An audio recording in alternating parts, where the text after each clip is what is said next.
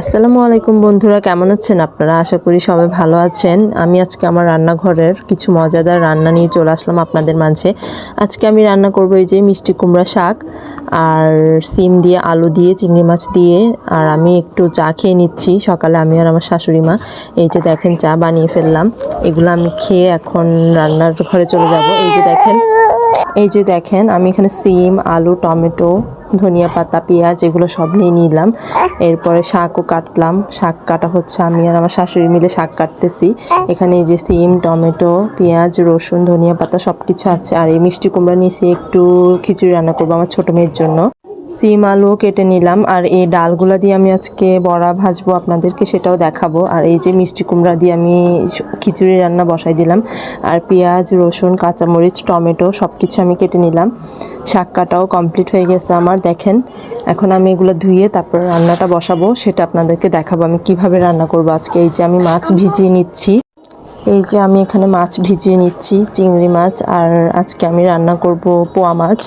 এই যে আর চিংড়ি মাছ দিয়ে এই যে ডাল দিয়ে আমি বড়া করব, সেটা আপনাদেরকে আলাদা একটা ভিডিওতে দেখাবো। আর এই যে আমার মেয়ে একটু পপকর্ন খেতে যাচ্ছে, আমি একটু পপকর্ন ভেজে দিচ্ছি। এই যে দেখেন আমি বাসায় ভেজে দিই, বাসায় ভাজলে এগুলো আমার কাছে ভালো লাগে। এই যে দেখেন আমার মেয়েকে আমি এভাবে তেলের মধ্যে অল্প একটু লবণ দিলাম। আর এই যে পপকর্নগুলো ঢেকে দিচ্ছি আমি। এই যে এগুলো দেখেন কি সুন্দর করে হয়ে গেছে। এগুলো এখন খাবে, ওরা মজা করে খাবে। তারপর আরও কিছু ভেজে নিলাম। এই যে দেখেন ফুটতেছে, তাই আমি একটু ঢাকনা দিয়ে ঢেকে দিচ্ছি যেন গায়ের উপর না চলে আসে। এই যে দেখেন এই যে আমার ভাজা হয়ে গেছে এগুলা। তারপরে এই যে আমি শাক ধুয়ে নিচ্ছি, সব কিছু আস্তে আস্তে ধুয়ে নিলাম। এই যে দেখেন এই যে ভালো করে ধুয়ে নিচ্ছি। শাকগুলো একটু ভালো করে ধুতে হবে, না হলে বালু বালু থাকবে।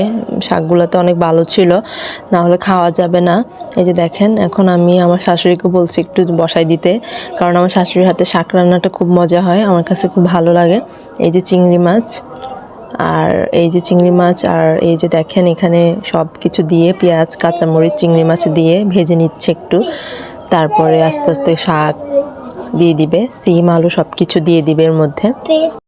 এই যে দেখেন ভাজা হয়ে গেছে। এরপর আমি দেখেন এই যে আমার শাশুড়ি বসাই দিছে, সিম আর আলু দিয়ে দিছে এর মধ্যে। এই যে মাছ ধুয়ে নিছি আমি, এখন এগুলো ভালো করে ধুয়ে তারপরে হলুদ মরিচ দিয়ে একটু ভেজে নিব। এই যে দেখেন এখন শাক দিয়ে দিচ্ছি আমি। এই যে দেখেন এর মধ্যে একটু আমিও হেল্প করছি আমার শাশুড়িকে, আমি শাকগুলো দিয়ে দিচ্ছি এখন। এই যে দেখেন আস্তে আস্তে আমি শাক সবগুলো দিয়ে দিলাম। এখন আমি ঢাকনা দিয়ে ঢেকে দিব। আর এই যে এখানে আমি মাছ, হলুদ আর মরিচ, একটু হলুদ দিছি আর একটু লবণ দিছি, এরপরে মরিচ দিছি একটু করে, তারপরে মেখে নিলাম। তারপরে এখানে এই যে